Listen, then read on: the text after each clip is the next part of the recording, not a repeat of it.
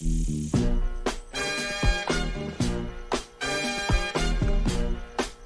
we gonna sing along? Yes, of course! I wanna put on my boogie shoes. Yeah! I wanna put on my boogie shoes. Boogie with you.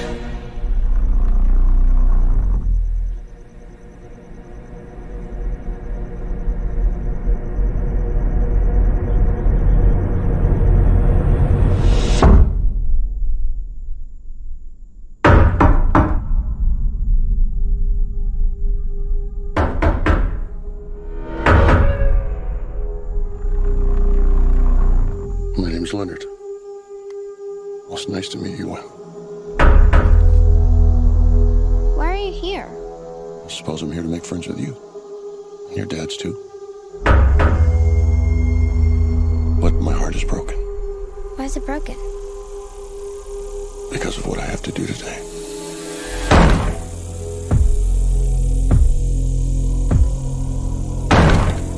There is a woman carrying something that looks like a pick with a chain and a mallet head.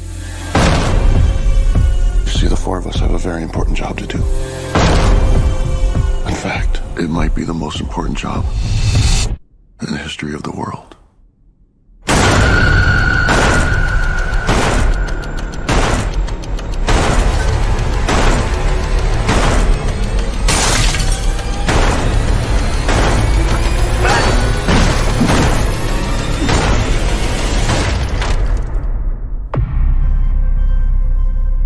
We were called and are united by a common vision, which has now become a command that we cannot ignore. The four of us are here to prevent the apocalypse. Your family has been chosen to make a horrible decision. If you fail to choose, the world will end.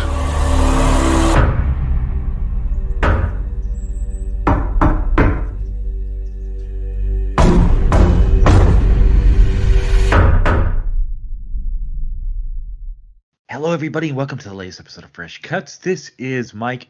Joining me, as always, it's Mr. Venom. How's it going, Venom? Greetings and salutations, campers. I'm doing pretty well. How the hell are you doing, Mike? I'm doing all right. Man, we got a doozy of a one to talk about today. So I'll introduce our next co-host, Don and Ellie. What's up, Don? How are you? Hey, what's going on? Always happy to be here. Cool. All right. So this episode, we are discussing the latest from M. Night Shyamalan. And that would be Knock at the Cabin, based on, I think the novel is like The Cabin at the End of the World. So the synopsis of this one: while vacationing, a girl and her parents are taken hostage by armed strangers who demand that the family make a choice to avert the apocalypse. All right, hell of a setup, I guess. So we'll start with general thoughts. Let's kick it to Venom. What did you think of Knock at the Cabin? All right. Well, before I start, I just wanted to say that I've never really been shy about talking about M. Night Shyamalan and kind of my disappointment in him over the last many decades. It seems like for every three good movies he makes one. Excuse me. For every three bad movies he makes one good one. Well, I'm happy to report that I feel like Knock at the Cabin is a good one. I actually had a really good time with this movie. It's a simple little story. Obviously, it has a grand scale if you've seen the trailer, but it's still a very isolated story that just has wide-reaching ramifications more than anything. I love the isolated location. I think all four of our antagonists, if you can call them that, do a really good job. In fact, all the performances in the movie are really well done. I felt like there's no stupid characters in here, like a certain movie that we reviewed last week, making terrible decisions left and right. I feel like everybody was very organic with their dialogue, with their actions, their decision making, things like that. So Yeah, I'm happy to report that I had a really good time with this movie. I was invested in the mystery of it all.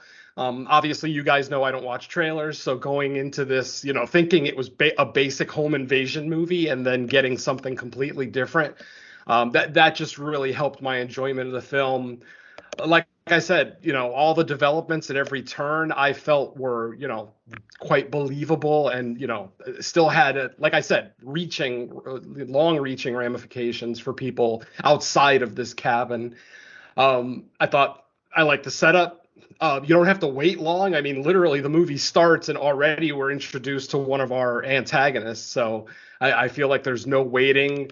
All the character development that we get in flashback, and I actually like that. Rather than wasting a good chunk of the first act or the first two acts developing our protagonist, we do that through flashback, and I think it was a great choice because we got the information as we needed it. We didn't really need to know everything about this couple going in, but peppering us with a little bit of information about their past here and there, especially how these four antagonists kind of actually have a little bit of a history with one of the characters. I thought that was pretty well done.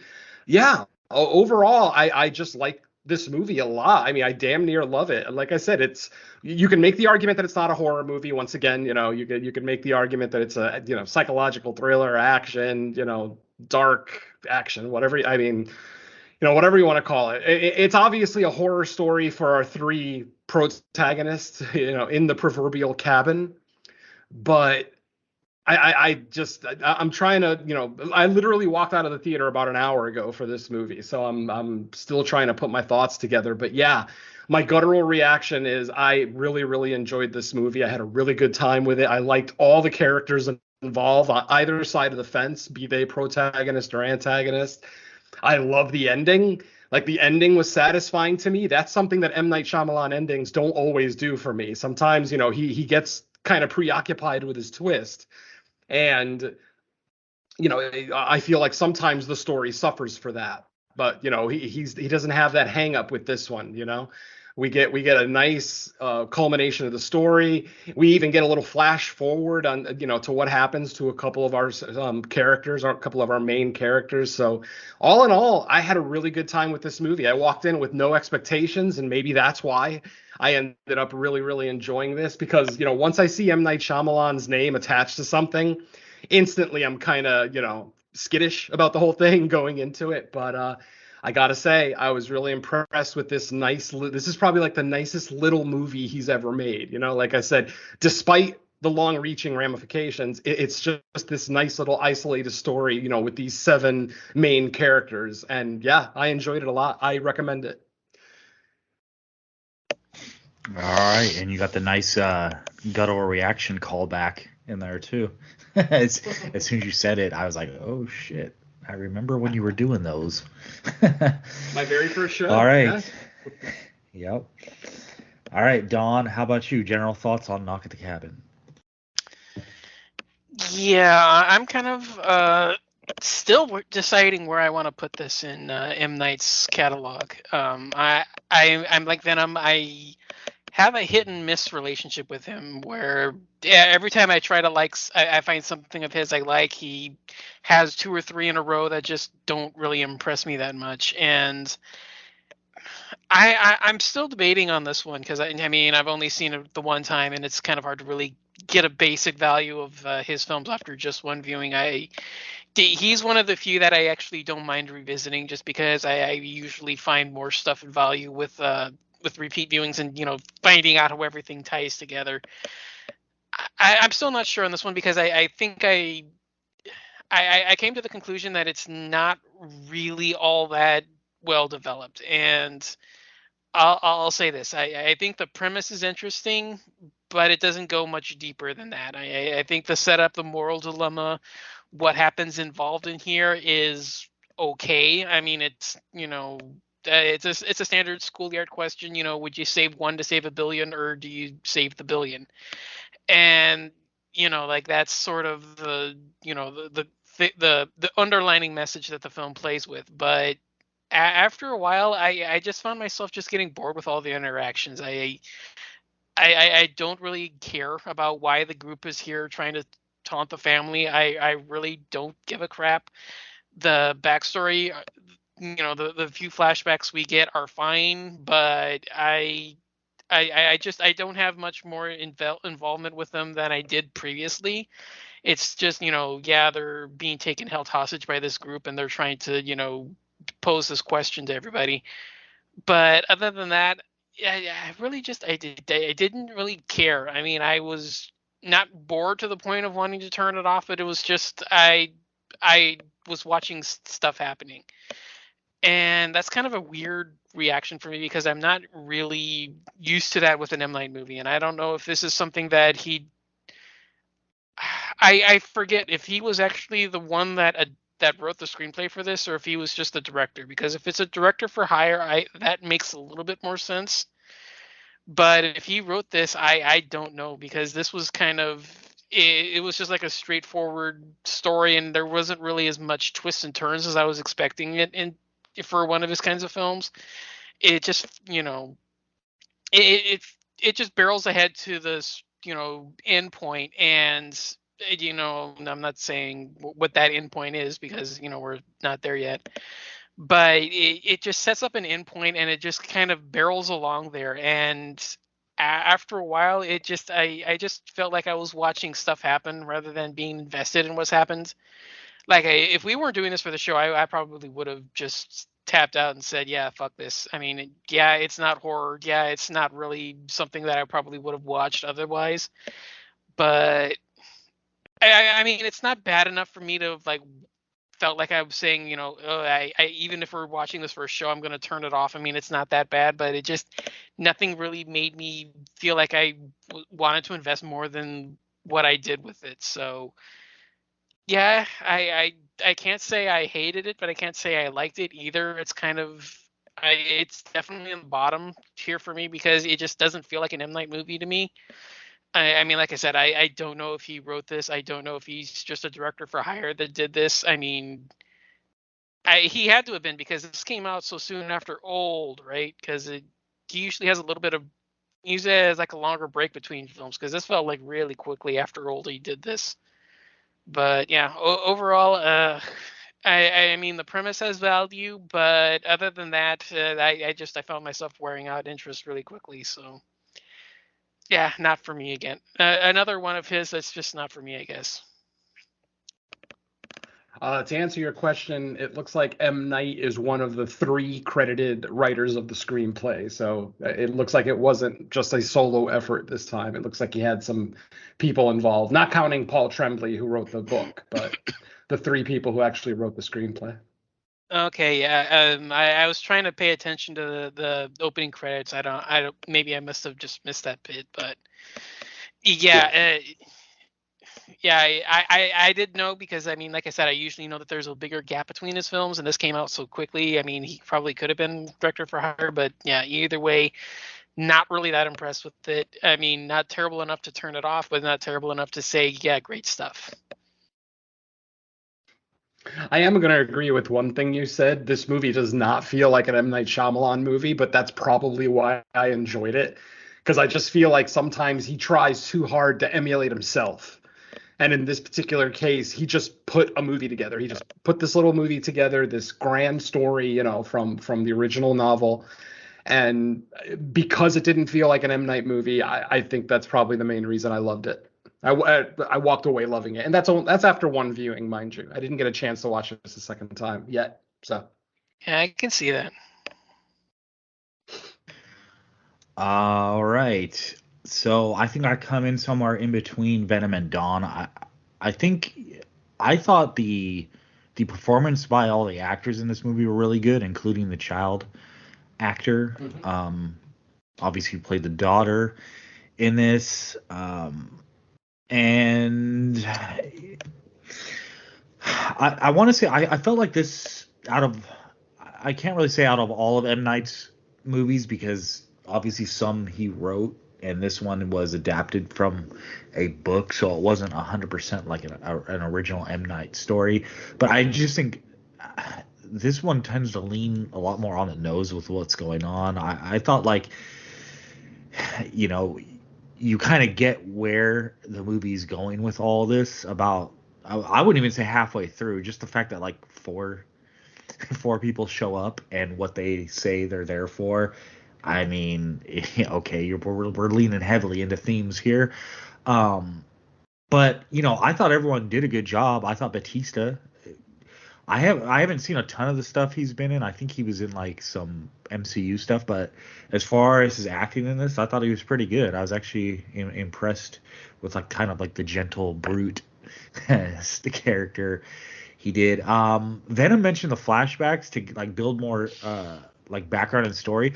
I was actually hoping that we would have got flashbacks of the people that showed up at the cabin, because to me, like I can't remember if it was Dawn or Venom that said it almost felt like a little incomplete of a story, but I kind of wanted more background on them, like how they went from like individually, seeing all this to kind of like coming together as a group. Like we get a little bit of exposition through dialogue about like how exactly they ended up where they ended up, but I wanted more. And the only reason I say that is because we do get flashbacks from our main, well, I don't want to say main character, the protagonists, but like their flashbacks is nothing surprising like I would have expected that just because of who the characters are to begin with, like that they probably went through that kind of stuff in their lives, right?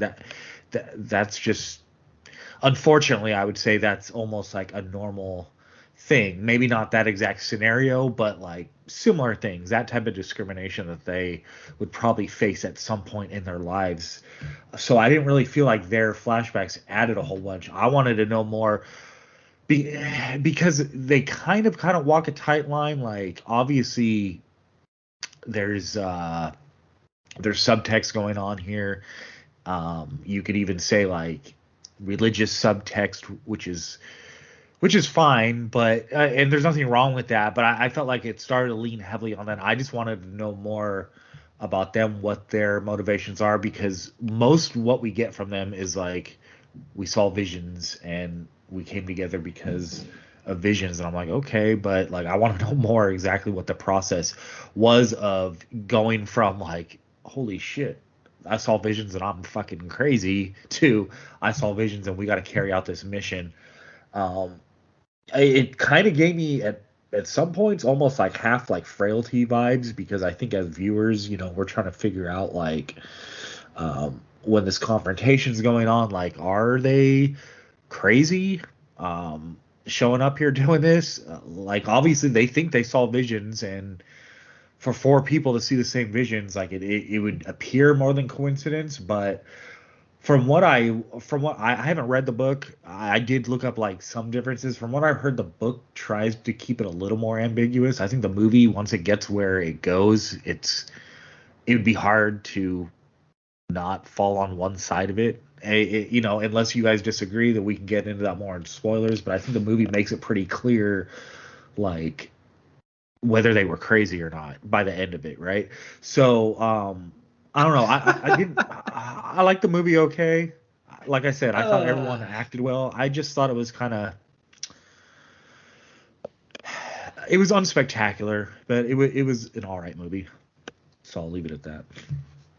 All right. Well, first thing I'm going to disagree with you with is the backstory on the four people. At no point did I want to know anything more about those characters other than what they told us. And on top of the fact, how fucking long do you want this movie to be? That's like a whole nother movie. Watching these four people go through everything they went through and then finally coming to terms with it. I mean, Jesus Christ.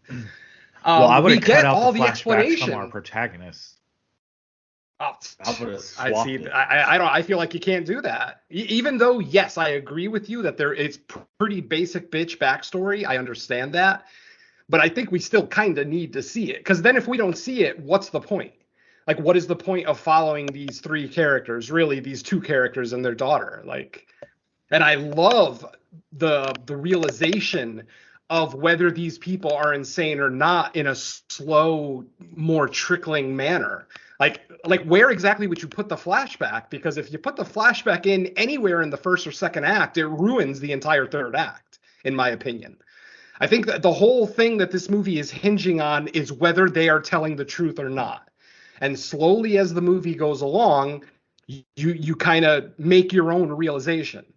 But if we get flashbacks, then we know right from the start whether they're insane or not. And like, where's the, I don't know, where's the mystery then? Then it's just, because then we have an entirely different impression of the gay couple and their daughter. You know, because it's like we're just yelling at them, do what they're telling you to do. You know what I mean? This is just, obviously, this is my personal opinion, but yeah. And then the explanation that we get at the end of the movie from Eric, his quote unquote biblical explanation of who they are, I fucking love that explanation. That's all the explanation I want. It's absolutely perfect. I just loved it. Yeah, I don't know, man. 4 more flashbacks? Jesus. Didn't the movie have enough? It wouldn't have been 4 more though. I would have cut out all the flashbacks we got because I didn't feel like that really added anything. I you know, like the fact that when, let's see, I don't know. I don't even. I mean, I disagree. I mean, think about the fact that non-spoiler section. Obviously, but I mean, we got the flashback with the anger management thing, and that played directly into the third act, as we see. You know, the opinions that they have of each other in that flashback, how they're talking about their, you know, their cons, if you will. I love that because it sets up their characters beautifully for the third act and what they both decide to do. I mean, I understand what you're saying, Mike, that you think the backstory didn't add anything to it. I'm going to disagree because if that backstory is not there, what is the incentive to care about this couple? Then they're just 2 random gay guys that were in a cabin and, you know, being victimized by these 4 people who suddenly we do get flashbacks for. See, I would be complaining in the opposite direction if that's what happened. I'd be like, why did they set up the 4 antagonists more than the protagonists? That doesn't make sense to me. Obviously, well, you know, even think the protagonists need setup though. I mean, they're a couple. How do you not set them up though? How do you care about the characters if you don't set? Because they're just 2 random gay guys if we don't get the setup. But they're being so you're happy with that backstory? That's what I'm asking. You're happy with that, just knowing that they're. I don't need but their backstory is inconsequential. They're just a couple on vacation with their kid getting attacked. What do I care? I don't need a backstory. Not inconsequential. You just don't see the connecting tissue.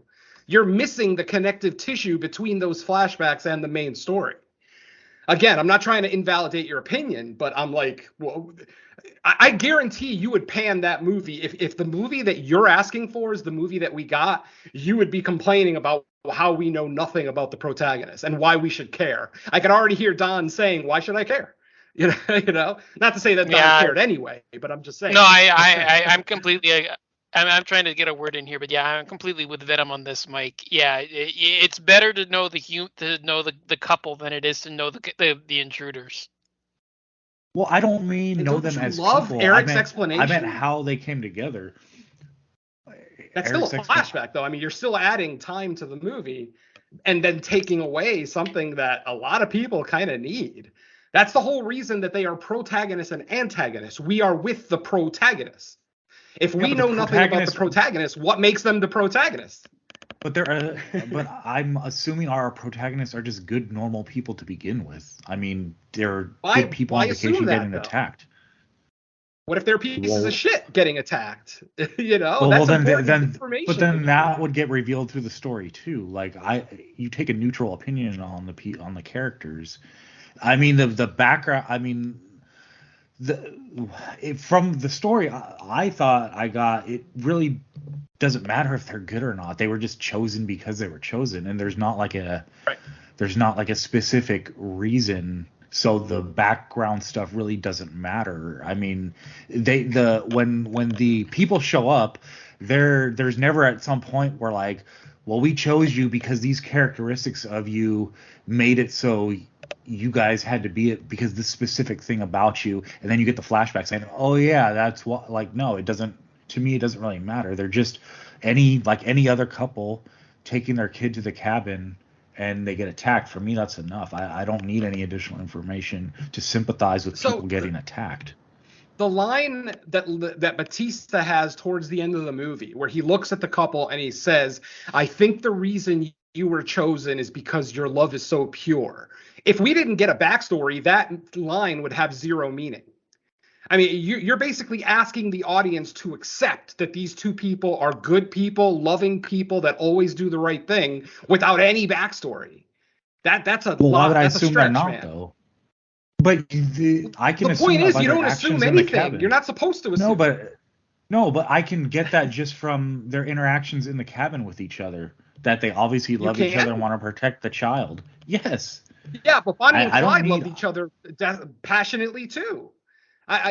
Mickey and Mallory loved each other passionately too. I mean, we can assume that a couple loves each other passionately. That doesn't mean they're good people without the backstory. Yeah, but Mickey and Mallory were specifically getting actions to show they're bad people. In this movie, we're not getting shown they're bad people. I'm saying we would just have a neutral opinion, like they're just a couple. And there's a reason. There's a reason that we.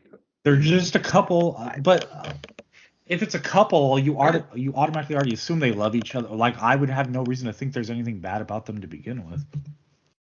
I don't. Like you would have to show me something about them that's bad to then plant the seed. Like, oh, maybe they're actually bad people. I'm not going to make that leap myself. Right. Exactly. So why do I have to make the leap that they're good people that with a pure love that apparently the heavens have been watching? I'm just using what's on screen to show me. But if you don't get the backstory of these protagonists, you are making a leap. You're literally admitting. You just said you would assume that they were good people. You are making a leap. I mean, you're literally. I'm not making a leap. No, I'm just using what's on screen, and what's on screen is a couple taking their kid on vacation. Everything I see appears that they love each other, and they're good people. So I have no reason to think against that.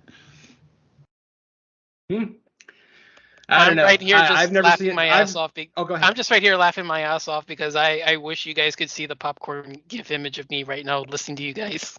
Oh, hell yeah. No, absolutely. No, that's the whole point. That's why we do these shows, is to come up with the things that we disagree with. We're not all the same people, ultimately. I mean, if every horror fan liked the same movies, it'd be easy to review. I know. I'm just poking fun because, I'm completely with you. I'm failing to see why Mike's harping on this point, because the entire thing is, how does this family come together with the moral dilemma that they're faced with, and knowing the antagonist instead of the protagonist.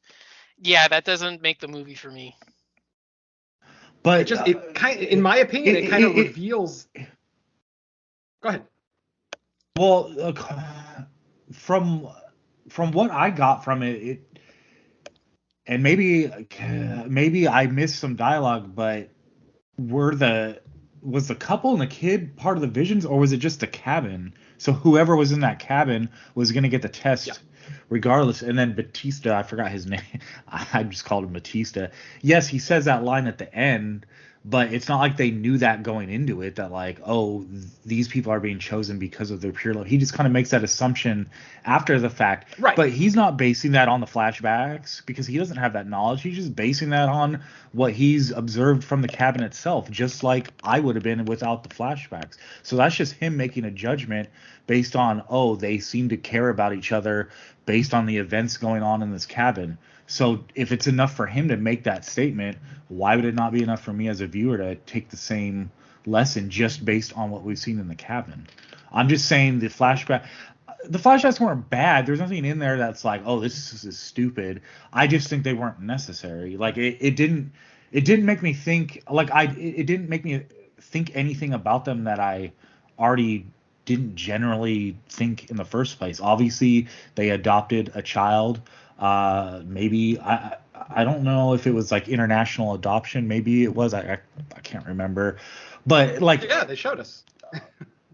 Well, no, I remember the adoption flashback scene, but I just couldn't remember if it was like international, like in the flashback itself. I mean, they were the only white people in the whole scene. So see, I said, just made a leap. It makes sense. They were the only white people in the scene, so you can assume they're not in America. Right, yeah. Like I said, I just feel like if we don't get that backstory, you would have something else to complain about. Yeah, you would just find a reason I wouldn't be to say, complaining why don't about I it, know but more about it? Yeah, you say that now. It's easy to say that now. I'm just saying, I know you. You would have found something else to complain about, I think. With the why didn't we learn anything about the protagonist? Blah blah blah. Why did we spend and why did M. Night choose to ruin the third act by giving us flashbacks of these people? well, no, my That's the whole complaint point. is no, my complaint is that antagonists showed up as a group, and all we really know is they claim they saw visions and found each other online. To me, that I'm Right. like, then if I'm that couple, I'm just like, get the fuck out of my house. Period. Like, I'm Which is never gonna exactly listen to what they have to did. say. Right. No, they slowly convince. Well, shit. I think we're getting this.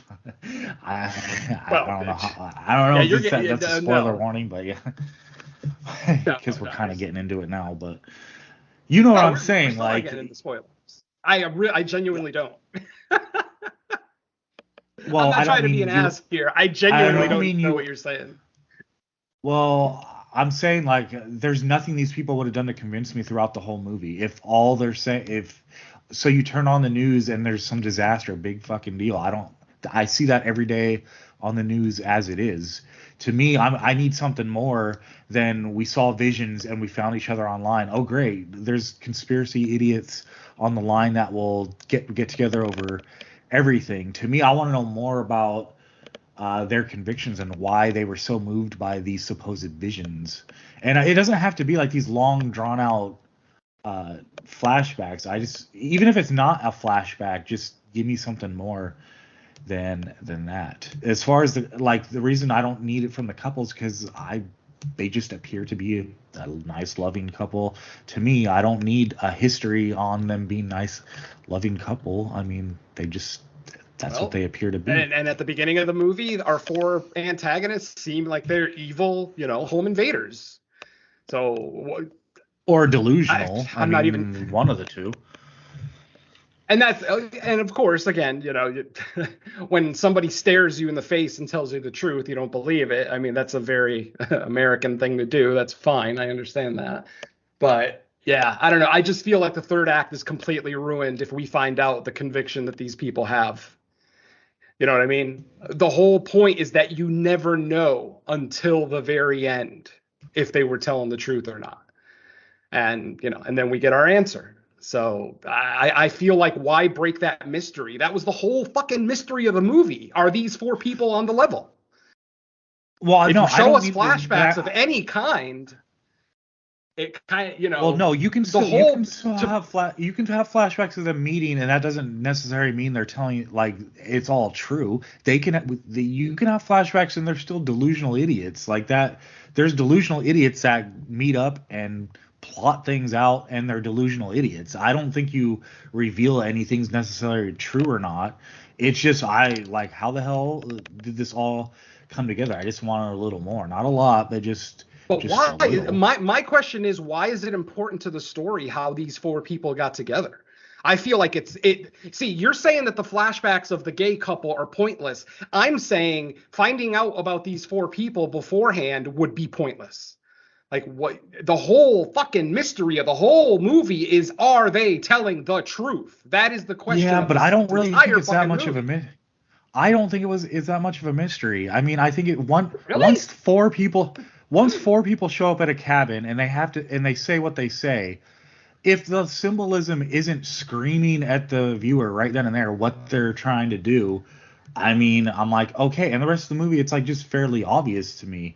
And then you add in like the stuff that when they turn on the TV with the news, it's like, okay, how much more obvious can they make it be? Now, yes, at the end of the movie, we get like 5-10 minutes where the movie kind of makes up, or even though the way the story is crafted for the movie itself it's clearly made up its mind whether they were legit or not, I guess is a way to put it.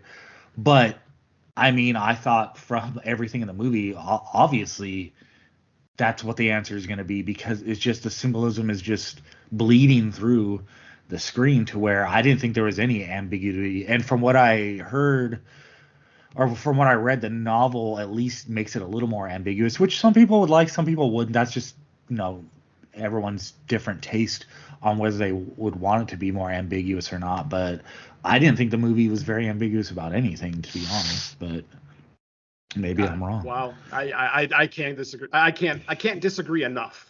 I mean, that's the whole. I mean, if you obviously you're in a theater watching a horror movie, so, or at least what seems to be a horror movie. So you in your head you think that you already know kind of where the movie is going.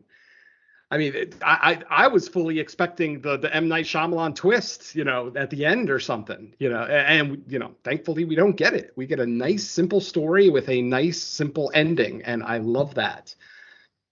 I feel like you want everything handed to you on a silver platter. It's like, why not make up your own backstory? I thought everything was handed to. No, my point is everything was handed to us. In my opinion, it was already handed to us. You made the decision that everything that was happening in the movie was true. You made that decision. I didn't make that. I watched the movie and I went on the journey that the director. I didn't make the. But you're sitting here saying that it wasn't ambiguous, that you knew the whole time that the world was ending or something. I thought the movie. The way the story was crafted in the movie made it fairly obvious. I 100% disagree. 100% disagree. Holy shit. Okay, so to me, when we got to the third act, there was absolutely zero surprise to me what was good, like what we were seeing. I was like, yeah, that's the steps they were setting up. Now, obviously, the protagonists. They weren't reacting like that. I mean, they were doing their part to be like, what the hell, these people are. Like, again, I don't even know if I should say how they were acting, because that kind of, you can put one or two and two together once I say that what we're getting at. But I don't know. I just thought it pretty much was going down a single lane the whole time, and it stayed in it. It didn't really veer back and forth to me. Wow. Yeah. So here's the thing. To me, it would have been a bigger twist if the third act went the other way. That would have been the surprise. Right. That's what I was thinking. That's where I thought it was going to go. I'm like, this is Shyamalan, so there's got to be a twist in here. And I thought that was going to be our twist, but luckily it wasn't. Speaking to what you're speaking about. Well, yeah, but if people who haven't seen the movie probably think we're insane right now. Maybe. That? Well, hopefully they've seen it. Maybe, but hopefully they've seen it. I actually haven't heard a lot of people talk about this, though, so I don't know. Have you? I don't know that Shyamalan has the pull that he used to. Nah. I've been getting texts for the last couple of days. I haven't been on social media. I still, when it comes to M. Night, I still always get a certain level of excitement anyway, because I feel like with him, whether you end up liking his movies or not, they always have the potential, right, to be good. So every movie ever made has the potential. I don't understand your statements today. Well, I mean, no, granted, Fungicide was probably doomed from the start, but you know what I mean. I'm talking I'm talking about specific reputation with certain director-writers. There's, like, I'm not going to pull up a random movie. Yes, obviously every movie has the potential to be good, but certain directors or writers build up a certain reputation that you feel like, okay, going into this with their style, hey, I might potentially really like this, but, sometimes I don't know that M. Night's reputation fits that right now. Well, it just depends who you ask, I guess. Some people some people really liked Old from last year, and I was like, huh? Really? Hey, Old wasn't the worst thing ever. I mean, shit, it blows Lady in the Water away, and the Visit, and the stupid tree movie. I like The Visit. I don't know. Not the tree movie. You have a lot more faith in Shyamalan than I do, because when I see his name, I kind of groan. You apparently think that you may be getting a good movie, and that's awesome. It's always good to be positive when you're walking into a theater, but I mean, his name does not carry that positivity that it does for you, apparently. Not for me. Well, it just carries potential, not positivity. I mean, I'm not going to make positivity. Up my mind about anything. You're saying that potentially I might see a good movie, so you're being positive. You're hoping that it's a good movie. Obviously, no one's ever hoping that a movie is bad that they just sat in a theater for, but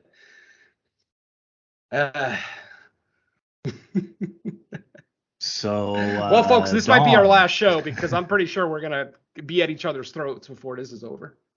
No, we're not. Not over this movie. And we're not even disagreeing Um, that much on the quality of the film. It's just the storytelling. Like, I legitimately want to see the movie that Mike watched because I don't think we watched the same movie.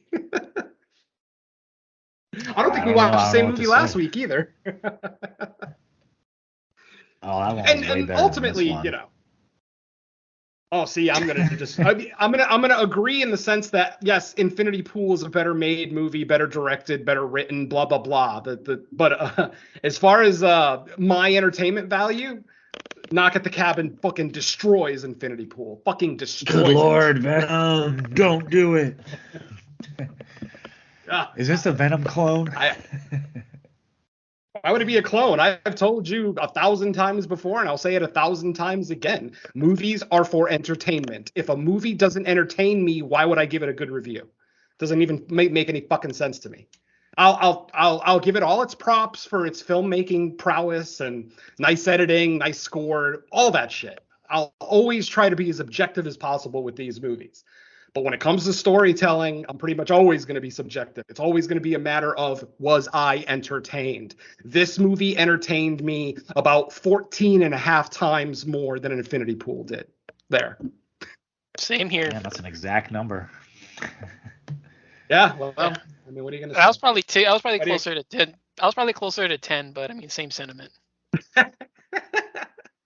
Yeah, like I said, I mean, a movie has to entertain me for me to even look at it in a positive light. Like I said, I can look at a movie like a Neon Demon, let's say, and I can speak positively about all the cool filmmaking techniques, all the beautiful women in it, all the cool fashion show stuff, blah blah blah. But if you're going to talk to me about just plain storytelling, that's another movie that fails, just like Infinity Pool. Yeah, I said it. Come at me, Dave Z. I fucking said it. I actually like Neon Demon, but I don't like the Suspiria remake. I don't hate Neon Demon. See, I genuinely don't hate See, Neon Demon, but it that's the thing. definitely I is more mean, of a that just style of that substance. yeah, that just goes to show it's hard to categorize anyone because sometimes there's things that like you expect people to like and they don't, or vice versa, based on like their other likes and dislikes, and you just never know. And that's why I talk about entertainment value, because for me, that is number one. The fucking Texas Chainsaw Massacre remake entertained me more than, say, I don't know, Night House. Even though I can objectively say Night House is a better made movie, more, better actors, better written, blah, blah, blah. Ultimately, one entertained me more than the other. So why would I give the other a glowing review if I don't believe it, if I don't buy into it? Ultimately, folks, we are all assholes with opinions here. That's all it is. It's all opinions. None of us are right. None of us are wrong. Just, sometimes I question the words coming out of people's mouths. That's all. Can we move on? Yeah. I mean, I would say we can go to spoilers, but we kind of like borderline went there already. Well, the thing is if you've seen this trailer, you've seen 3/4 of the movie. It's really just a matter of, are they telling the truth or not? This is a situation where I'm glad I didn't watch a trailer, because I knew nothing. Like, when I saw Batista in that first scene, I'm like, oh shit. Whereas if you'd have seen the trailer, oh, he's not going to hurt that little girl. I didn't know that. So, there's that extra little bit of intensity there for me. So, yeah, just one of the million of reasons why I don't watch trailers. But I don't want to harp about that because I know people hate when people bring that shit up. So I'll shut up about it. What, trailers? Yeah. There are certain people I've noticed in our community that don't like when other people harp about not watching trailers. I mean, I'm not considering myself like elite or better than anyone else. It's a personal decision. I don't want to watch a trailer because I want to experience the movie in the theater. I don't want to experience 30% of the movie in a trailer.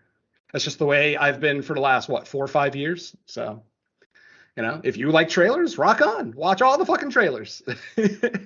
I'm not saying one is better than the other or worse, Yeah, it's never bothered me. I mean, people can choose to watch People it. in our circles I don't care. have specifically called me out for saying it a little bit more than maybe I should. We'll talk about it off air, but yeah, I've been called out for it. So anyway, interesting. I mean, that's just it doesn't seem like something anyone should be called out for. I don't know. That's weird. I don't know. No, I think certain people think that I'm putting myself above other movie viewers because I don't watch trailers. It's like that's not my intention in any way, shape, or form. You're watching the pure experience of a movie without being. I'm experiencing the pure film, yes, that the director wanted me to experience. Blah blah blah. That's elitist bullshit. No one's. I don't believe that, and I've never said it, and I never will. All right, shall we? Yeah, let's. I guess we can fill in the gaps of anything we didn't already discuss in the general thoughts. Yeah. So take it away. I mean, this will be a quick one. Just for Mike's sanity, I probably won't go over the flashbacks since they're a waste of time. But anyway, let's see. Knock at the cabin. Opens, as you see in the trailer, little girl playing in the woods, and suddenly Batista comes out of the woods, starts asking her random questions. He lets her know that him and his friends need to come into the cabin and talk to her family. They are unaware that it's two gay men when they first arrive, or at least that's what they're claiming. And they're basically just saying, people just happen to be in this particular cabin, so you're the one. You are the ones that will be made the proposal to. So, let's just get into it. Eventually, the four people break into the house. Obviously, the gay couple doesn't let them in because they're holding these rad ass handmade weapons that just look gnarly as shit. And they almost and like, obviously DIY medieval weapons or something. Oh, like post-apocalyptic. Like that looks like shit that you would make in a zombie apocalypse. Just throw shit together. Oh, what do I have here? Like you go out to your work I've shed got a staff. And what's sitting around. Exactly. Yes. So I did kind of like that aspect of it. But so anyway, our four antagonists basically get into the cabin. They tie our gay couple together on a chair. Well, not together, but they tie them to a chair. They don't tie the little girl to anything, thankfully. They're not monsters, as we will learn as the movie goes along. And then Batista basically gives them the long and the short of it, which you all know if you've seen the trailer, that the family has been chosen to make a sacrifice to stop the apocalypse. Now, obviously, that sounds insane. I mean, I think most of us would act like Andrew in this situation, at first and basically call bullshit and everything else. But then the first inclination that these people are for real is when Redmond, one of the four characters, actually played by Rupert Grint, by the way. I'm never going to look at Ron Weasley the same again after watching this movie. Not to say that he was like a malicious asshole, but he was very angry throughout the film. And later on, we're going to find out he actually does have a tie to this gay couple, and not a very positive one either, but we'll get to that. So basically, Redmond puts a hood on his face, and Batista looks at the couple and says, okay, I'm asking you, will you make the sacrifice? Of course, both men say no. And what we see is the other three antagonists, by the way, 2 women and 2 men, Batista, Ron Weasley, and then 2 actresses I'm not familiar with. But they basically unceremoniously execute Redmond. Not the couple, mind you. They do this in front of the couple, and one of them actually screams, "Don't you dare look away! You need to watch this." Basically, they kill Redmond, take his body outside, and then at that point, they turn the television on. When they turn the TV on, they're talking about a earthquake that happened 4 hours ago. So obviously, Andrew instantly is like, this is bullshit. They already knew about that earthquake. That doesn't prove anything. But then literally in the middle of Andrew denying everything, another news report comes up, and it's talking about another earthquake. And this one is even closer to American shores, to the point that we see that tidal wave scene that you guys saw in the trailer, where just a fucking 100-foot tidal wave just basically covers this entire beach. No way anybody survived. Everybody there is dead. And obviously Andrew still doesn't believe. You could see that Eric is starting to believe. I forgot to mention that when they kill Redmond, Eric actually looks into a mirror behind Batista, and we see a golden glow. We don't see a figure or anything. We just see kind of a golden glow glimmer off of the mirror. And you just remember that. Keep that in the back of your minds. So like I said, at this point, the couple still isn't convinced. And Batista and the surviving two antagonists, basically the two women, basically decide, okay, we'll let you guys have a night just to sleep, think about it. And in the morning, we'll get back to it. It's pretty funny, too, because when they first get there, the sense of urgency of these four seemed like really intense. But then as soon as they killed one of their own, suddenly that intensity kind of went away and everybody kind of took a break. I did forget to mention that our four antagonists do introduce themselves. Sabrina, one of the female antagonists, is a nurse. This is what these people are claiming. She is a nurse, no trouble with the law. I mean, for all intents and purposes, it seems like most of these people are pretty decent until Andrew realizes that he recognizes Redmond. Out of nowhere, he recognizes Redmond, and then, this is one of the many flashbacks involving the gay couple. We see them in a bar. This is the scene where they're talking about their cons. Eric is telling Andrew that he's angry. He's got a temper, issue. Andrew tells Eric that he's too soft and too accommodating, that he doesn't kind of, fight for his own rights, blah, blah, blah.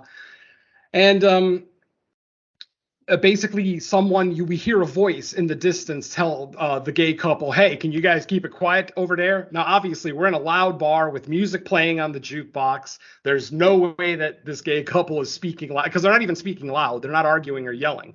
They're literally having a normal conversation level, conversation. But we hear the voice tell him to quiet down. Andrew instantly gets like huffy about it, like, oh, we're too loud for you. Excuse me, are we too loud? And he basically tells the guy, fuck off, go sit back at your table and leave us the fuck alone. Suddenly, within a couple of seconds, we see a beer bottle come towards Andrew's head, smashes right into his head.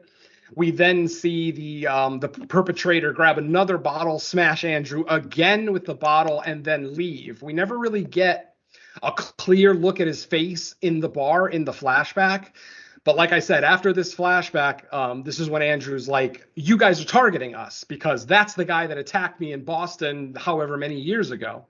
Now, the group doesn't know this. The other three antagonists, they have no idea. Like I said, they don't know anything about each other than what they've told each other since they've met. And they literally just met at the boardwalk like minutes before they showed up at the cabin. Eventually it is discovered that, that they eventually get the ID off the dead body, and they do show that indeed his name is not Redmond and that it is this person who attacked Andrew at the bar years earlier. But at this point, Redmond's already dead, so there's not really a whole lot they can do there. But like I said, this kind of feeds Andrew's thinking that they're being targeted, that these people are like maybe religious zealots, anti-gay, whatever the case may be, and are just targeting them. That I definitely didn't believe the entire time. As soon as Andrew brought that up, I'm like, no way. They would be acting way different if they were targeting you for being gay. In fact, they probably would have beaten the shit out of you already. Ultimately, none of the four antagonists attack the gay couple unless it's during a struggle. So, like, at no point do they just bash the shit out of one of the gay couple, or, it's usually because one of them's trying to escape, or they're in the middle of a tussle of some kind, blah, blah, blah. So that kind of, if you're even thinking that while you're watching the film, that kind of starts to clue you in on what exactly is happening. Because ultimately, we know Batista is a fucking mass of muscle. If he wanted these people dead, they'd be dead in seconds. So obviously, the gay thing, you can throw that out the window right away. Let's see who's next. After that, it's the white girl, Adrian. Her name is Adrian. During the introduction scene, she introduces herself as a cook. She is a line cook at a Mexican restaurant, and she talks about one of the things that she loves doing is feeding people. She loves seeing happy faces after they've eaten her foods, and she's having this conversation with Wen, the little girl. after she made her some breakfast. The gay couple must have refused the breakfast because we don't see them eating anything. But ultimately, I think the remaining antagonists know that this is the last day, so I don't think they're too worried about feeding the gay couple. So after that, it's revealed that Adrian is the next to go. She's the next one on the list. Once again, we see the same. We kind of see the same procedure. She pulls out a white hood, puts the white hood up over her face, and Batista asks one more time, "Will you sacrifice a member of your family to save the world?" Again, they refuse. This time, we don't see the kill. It's kind of outside. I mean, not that we really saw the Redmond kill all that well. It was still basically off camera. This one, the camera's not even in the cabin. It'll be outside. But we basically hear them kill Adrian. And then after Adrian is killed, I believe what's first, the airplanes or the virus? I think the planes are first, right? Or the virus? I can't remember shit. So anyway, the point is that after they kill Adrian, I think it is. Remember? I think it is the plane first.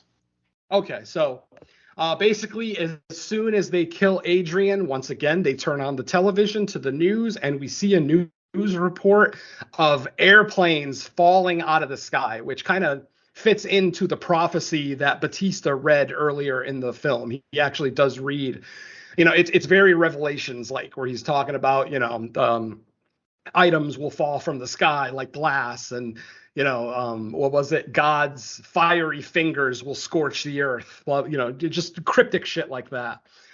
So we're watching the news reports, and literally planes are just falling out of the sky. Like literally, it seems like all the mechanics on the planes just failed the instant they sacrificed Adrian.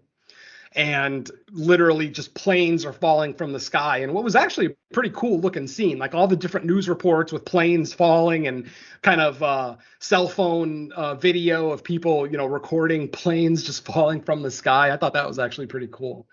So that is the next. I also found it funny how, did you notice that when they knocked at the cabin, they knocked exactly 6 times, which I thought was odd because wouldn't 7 have made more sense? Because in the book of Revelations, it's 7 seals that are broken. It's 7 horns that are blown. Basically, every time a horn is blown, a new, a tragedy happens, like, be it locusts, be it fire from the sky, whatever the case may be. But yeah, they went with 6 knocks. I found that interesting. Yeah. I don't know. Like, I mean, maybe I'm reading. Mm-hmm. I was gonna say, unless there's something later on that would signify like a 7th knock that I just didn't pick up. But yeah, I agree. I mean, I didn't even recall that it was 6 knocks, but the fact that you remembered it, it makes sense, like why you're questioning it, because going with the symbolism in the rest of the movie, you would think that they would be like precise on that kind of stuff. So I'm trying to think if there was any other time that would signify like a 7th. I don't remember, but then they do it in the post credits too. Like after the credits play, and then we get the title card, it knocks exactly 6 times again. Yeah, so I don't know. There that. has to be some kind of symbolism. Yeah. Yeah, that it's funny that just to number put that at must the end of the represent credits, something. because I was sitting there in the theater during the credits, just chilling, like looking on my phone, and then the credits are almost done, and it does the knocking. I was like, oh, they just put that in for the hell of it at the end. Oh, hey, it's called the Knock at the Cabin, Knock at the Cabin. So yeah, there you go. All right, so who's next? So the next person to go in our group is Sabrina, the black nurse.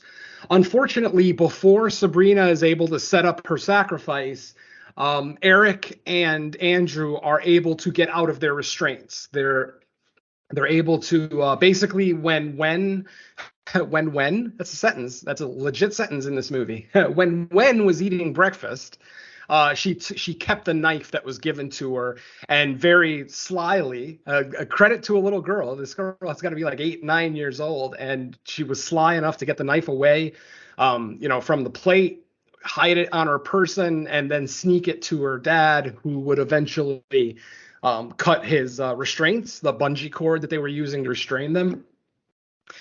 And basically, after they try to make the escape, basically Andrew leaves the cabin because they have a gun in the car. They actually do mention earlier in the film that they have a gun in the car.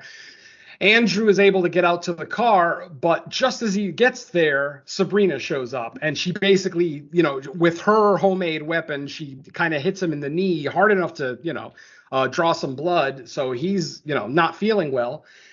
She's telling him, please come back into the cabin. I don't want to hurt you. We don't want to hurt you. Obviously, Andrew still thinks that these guys are like a suicide cult or something. So he's still not believing a word that they're saying. And so eventually he does get into the car. We see that he has the gun in a safe, a fingerprint safe. He's having trouble getting the fingerprint scanner to, recognize his finger. Obviously, he's got blood on him, dirt, and he's doing it in a hurry. So, it's not recognized. He finally does get the gun out. And instead of shooting Sabrina, he shoots above her. On purpose, too, because it's very obvious that he didn't miss because he would have kept shooting. He shoots one bullet, tells her to back off, drop her weapon so that he can get out of the cabin and go back into the house and get his husband and his daughter. Sabrina does the smart thing, drops the weapon, and just runs the fuck out of there. Now, she probably knows that Andrew's not going to shoot her in the back. I think that's pretty... Even though Andrew does have a little bit of an anger issue, it's fairly well established that he's probably not going to kill anybody without provocation. So he ends up going back into the cabin. Batista is there trying to subdue Eric. And basically Andrew walks into the cabin with his gun now pointed solidly at Batista. Batista is like, you can't, you can't do this. I don't want to hurt you. Please put the gun down, blah, blah, blah. They eventually convince Batista to go into the bathroom, and they're just going to lock him in there. While he's locked in the bathroom, he smashes out the window of the bathroom, which very obviously would imply to the gay couple that, yes, he probably escaped the bathroom. But then when they open the door and you see the window, it's like, yeah, there's no way Batista's gigantic ass is getting through that fucking window. So they're very aware that he's probably still in the bathroom. Andrew fires off one shot into the shower, like through the shower curtain. He doesn't get a response. We don't hear, anything. So he slowly starts to walk towards the curtain. We get that stupid shot of him slowly creeping towards the curtain, slowly reaching his hand out to the goddamn curtain. And then finally, just as he grabs the curtain, Batista jumps out through the curtain, is able to disarm him. And then we see that Batista actually did get hit. He got shot in the arm. What a fucking badass. He got shot in the arm and didn't make a goddamn peep. Yeah, that's pretty fucking awesome. Anyway, I fully believe Batista could probably do that in real life. I was going to say, when he initially jumped out of the shower, I was like, holy shit, did they just miss him completely? But then you saw, the wound or the little trickle of blood from those bulging biceps. Well, when you're that big, and kind of makes you think if they would have done a stunt like that, he probably would have had a WWF career. Yeah, he probably has a career somewhere else besides Hollywood. Anyway, so like I said, Batista's able to disarm Andrew, He gets Andrew and Aaron back into the living room. But at this point, he has no interest in shooting them, obviously. Basically, he just takes the gun and I forgot. I'm sorry. I'm skipping a piece. During the struggle for the gun, before they actually get Batista into the bathroom, Sabrina comes running into the house from the back door, hoping to disarm Andrew before he shoots Batista's character, Leonard. Unfortunately, Andrew just shoots her straight in the chest, pretty much killing her instantly. And obviously you're thinking, wait a minute, if she died by gunshot, like how does that affect the prophecy, blah, blah, blah. But what ends up happening is Batista takes her white hood out of her pocket, puts it on her, and then still goes through the motions of asking the couple, have you made a choice? Do you make a choice to sacrifice someone to save the world? Again, they both say no. And Batista just goes through the motions of, she's already dead, like I said, but he just goes through the motions of hitting her a couple of times with his homemade weapon. And then at that point, they turn the TV on again. And this time, what's happening is there's a virus. There's a new virus. Well, it's not a new virus. It's a virus that's actually been around for a couple of weeks, maybe a couple of months. But the news report is talking about out of nowhere, the virus suddenly became incredibly deadly for kids 10 and under. Basically, any kid, that it's easily transferable, and that if any kid gets it, it's pretty much a death sentence. I think they call it V9 is the virus in the movie. It's called V9. Again, Andrew is like, that's just coincidence. And again, Batista is trying to convince him, no, it's not coincidence, blah, blah, blah. At that point, Batista takes the entire family, all three of them. He takes them outside, and once again, he is going to make the proposal. But before he does, Andrew is smart enough to tell his daughter to grab her headphones, go to her treehouse, put on her headphones, and listen to the music nice and loud, and to stay there until someone comes to get her. After she's gone, Batista is basically sitting in a chair outside on the patio. He pulls out a knife. Instantly, Andrew and Eric both kind of, reel back a little bit, like, Batista's probably going to attack them or something. But nope, Batista looks at him one more time and says, "Are you willing to make a sacrifice to save the world?" Once again, for the final time, they say no. And Batista unceremoniously raises the knife to his neck and slits his own throat. And we see him bleed out shortly. And just before he dies, or just before he slices his throat, he says, "All of humanity has been judged." And as soon as he cuts his throat, then we see the lightning. And this was the part of the prophecy where God will touch the earth with his fiery fingers and blah, blah, blah. Yeah, it's lightning. We see lightning all over the world. Obviously, at this point, the TV in the cabin has been smashed. So we're not seeing any more reports. But, I mean, we are still seeing reports, just not under the guise of watching them on TV. And, yeah, lightning is striking all over the world. Everywhere that the lightning strikes, it's bursting into flame. It's just, Also, as soon as Batista slits his own throat, we see the gray clouds show up. Literally, instantly, the weather changes. We see the clouds. It starts raining heavily, though even with the heavy rain, the lightning is still striking and still setting things on fire. At this point, Eric and Andrew are in the cabin, and they're just like, look, at this point, Eric has made the decision that he believes that they're true, that the four antagonists were being legitimate, and that the story they're telling was real, because he tells them again, "I saw that image I saw the shape, a figure in the mirror right before they killed Redmond, right before they killed the very first one." And they kind of have a cryptic little back and forth about who they think it is. They don't say anybody by name, but obviously Andrew's thinking that it's something angelic. So he basically tries to convince Andrew to shoot him and tells him, no, you have to kill me. I've already seen, I had a prophecy of my own. And this is where we actually see a kind of a future scene where Wen is fully grown up. She's a beautiful woman. Andrew is there with her. She's walking out of her veterinary practice, which, as a little girl, Wen tells Leonard that she wants to help animals, when she grows up. And so we see this little bit of a, flash forward, if you will. Andrew, Eric is just, you have to do it. You have to be the one to take me out. By the way, I did forget to mention early on that Batista does let them know they can't commit suicide. You can't just kill yourself to do this. It has to be one member of the family making the decision to kill another, and they have to actually do it. So basically, from outside the cabin, we hear a single gunshot. When the camera returns inside the cabin, we see Eric lying on the ground with Andrew on top of him, just crying over and over again. Literally, as soon as Eric dies, we start to see the lightning dissipate. Like it starts to go away, but not before one last lightning strike hits the cabin that they were living in, and the cabin just bursts into flames. We see a tree fall through it. I mean, the cabin is just completely gone. There's probably not going to be much remnants of human remains left in there, so they're all gone forever. Andrew goes back up to the tree house, and the first thing that Wen says is, "Did you save the world?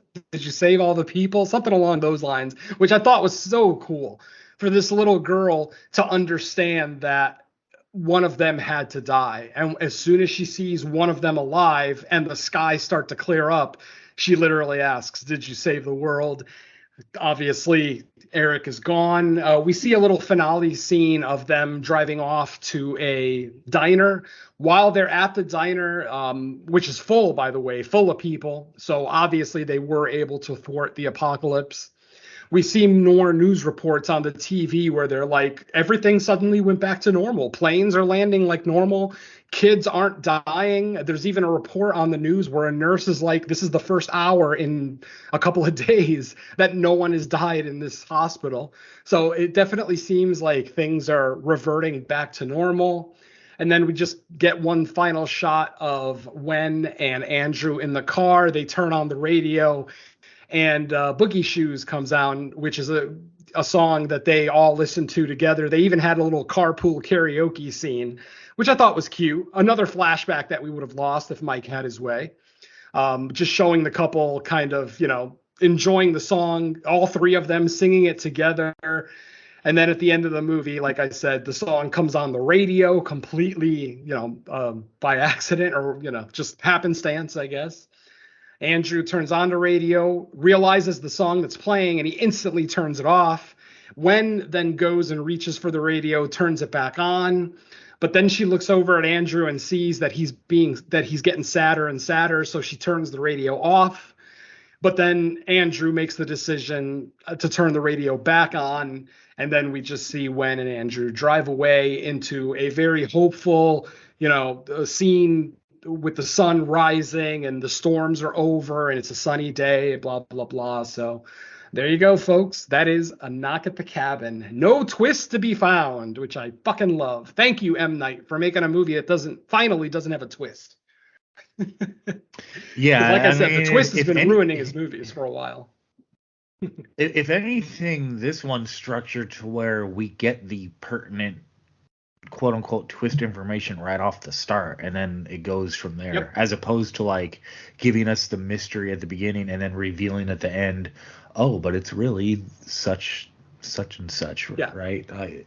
So this, and really that, I would assume it's because since he's adapting a book, he would have had to really restructure the story to get around that. So it sounds like he just found a story he wanted to adapt, or the studios wanted to make the movie and they hired him to do it, and then he just decided, I'm gonna structure the screenplay a lot more similar to the book. That was like a early comment about it not being M. Night, where it just felt like him being a director for hire. I think that's kind of where I was coming from with that, because it doesn't really have a lot of his usual tricks and tropes in it. Yay. Yeah. And while he did have a cameo in this one, he didn't go and do something like cast himself as like probably his worst fucking cameo figure, It was like, it was why the do directors like do there was that? no reason for it really in this one. No. It was just to make the audience laugh. That's literally all it was. Like literally the whole audience laughs. Why does he even do that? Can somebody explain to me, like, is it just like pompousness that he wants to be in his own movie? He's so recognizable. His face it's not like Mike Flanagan making an appearance in one of his movies.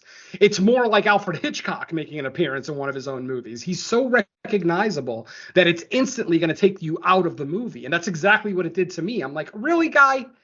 You're going to sit there and do an infomercial for some kind of food processor? I don't know what the hell he was talking about. But yeah, or it was a cooking show, I think, or whatever. But yeah, this was the most pointless appearance of M. Night in one of his movies ever. And he's had some pretty pointless appearances. Well, yeah, it's a lot different now, like that we're further into his career. Because I guess you could make the argument his first couple of movies before people really knew him, like, being able to point him out, you could say, okay, it made sense. Say his name properly. Yeah, that too, for sure. At this point, it's almost like there's probably people just waiting for him to pop up because they know it's going to happen. Well, then subvert that expectation. Yeah, you subverted the whole twist expectation. Let's start subverting that, M. Night. That'll be the next. If you want to be an actor, just be a fucking actor. But so sick of it. Any director, if you have a recognizable face, don't put yourself in your fucking movies. You're taking your audience out of the film. I mean, I was invested. I'm like, I'm digging it, and then in comes his ugly fucking mug, and it's like, oh right, it's an M. Night Shyamalan movie. I mean, literally, I wasn't even thinking about that, but then his face appears. Like, yeah, I mean that's just pretentious shit. Stop it, fucking stop it. God damn it. Yeah. All right. Well, I think that'll wrap up our discussion on Knock at the Cabin. So let's go around and figure out what else we got for people to listen to. So Venom, I'll start with you. What do you got right now? All right. The latest episode of the Crystal Lake Gift Shop is in the can and should be out as you listen to this episode. I'm not sure if Phil's actually posted the episode yet, but if not, it should be very shortly after you're listening to this. That is episode, like I said, episode number 3. Once again, Lacey Lou joined us as we looked at episode 3 of the Friday the 13th series, which was entitled Cupid's Quiver. So look out for that. Creature Comforts, episode 15 or 16. I forgot what we're up to 15. already. 15, I think. Yep. Okay, so episode 15 just recorded this past weekend, where we looked at another classic creature feature. This one is The Monster That Challenged the World from 1957. I'm still editing that episode, so look out for that maybe sometime next week. That should be available for you. The main show, it looks like we're finally ready to record episode 50. Hopefully it looks like it's going to be done this weekend. And yeah, I'll just keep that under my hat, like what we've got in store for that one. Hopefully, we'll have some stuff for you guys. It's a big anniversary episode. So and honestly, it's the first show that I've been on since the beginning to get to episode 50. So for me personally, this is a milestone. I've been on lots of podcasts that have, like the horror cast where I was on for like 3 years, but I mean, I wasn't there from the beginning. So at least for me, this means a lot. I know guys like Mike have been in the podcasting game a lot longer than me. So, obviously maybe he's experienced it a little bit more, but yeah, for me, it's something special. So like I said, hopefully sooner than later, you'll be getting No More Room in Hell, episode 50. And I believe that's all I have. No guest spots currently. Yay. It's been a quiet few weeks. I like it. All right. Dawn, how about you?